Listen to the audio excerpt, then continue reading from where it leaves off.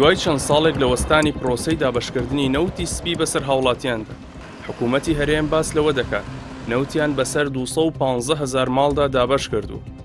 بەڵام پرۆسەی دابەشکردنەکە جگە لە بەرزی نرخەکەی، ناڕەزایی زۆرینەی هاوڵاتیانی لە چەندێتی و چۆنیەتی و کاتی دابەشکردنی نەوتەکە لێکەوتوێتەوە. بەرمانگەی میدیا و زانیاری حکوومەتی هەرێمی کوردستان لە ڕاگەیەندراوێکدا بڵاوی کردوێتەوە. بە پێی دوایین ئاماری وەبەرهێنانی کانزایی وەزارەتی سامانە سروشتیەکان، تاوەکو ئێستا 215,789 خێزان لە پرۆسەی دابەشکردنی نەوتی سپی سوودمەند بوون. لە ڕاگەیەندراوەکەدا هەروەها هاتووە تا ئێستا حکوومەت توانیوێتی 43 ملیۆن لیتر نەوتی سپی لە سەرانسەری هەرێمی کوردستان دابەش بکات. حکوومەتی هەرێم لە ڕاگەیەندراوەکەدا بۆ گەورە پیشاندانی ئەو نەوتەی دابەشی کردووە، ژمارەکانی بە لیتر نووسیوە نەک بەرمیل. ئەمەش سەرنجی بەشێک لە چالاکوانانی ڕاکێشا و بە تەنزەوە دەڵێن حکوومەت بۆ ئەوەی قەبەتر و گەورەتر کارەکانی پیشان بدات، دەتوانێت جاری داهاتوو بە میلی لیتر نەوتە دابەشکراوەکان هەژمار بکات. بە پێی بەدواداچوونەکانی کەناڵی ئاسمانی پەیام، بەهۆی دابەشنەکردنی نەوتی سپی لەلایەن حکوومەتی هەرێمەوە و گرانی ئەو سوتەمەنیە لە بازاڕەکاندا، بەشێک لە هاوڵاتیانی هەرێم پەنایان بۆ کەرەستەکانی دیکەی خۆگەرمکردنەوە لە نمونەی کەرەستەی کارەبایی، غاز، سوتاندنی دار و گەشاندنەوەی خەڵووس بردووە.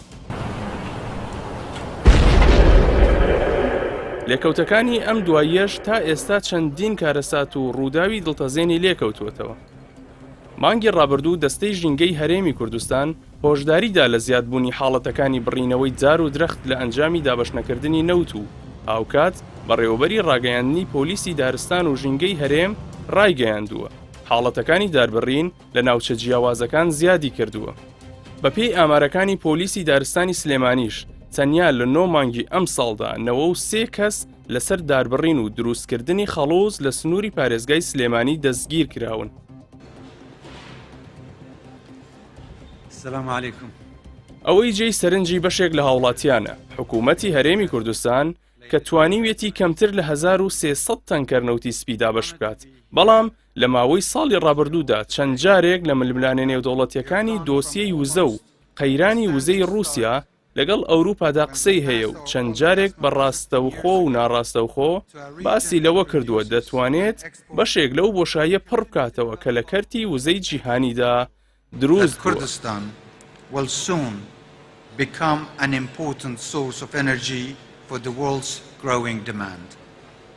We will become a net exporter of gas to the rest of Iraq, Turkey and Europe in the near future and help meet their energy security needs.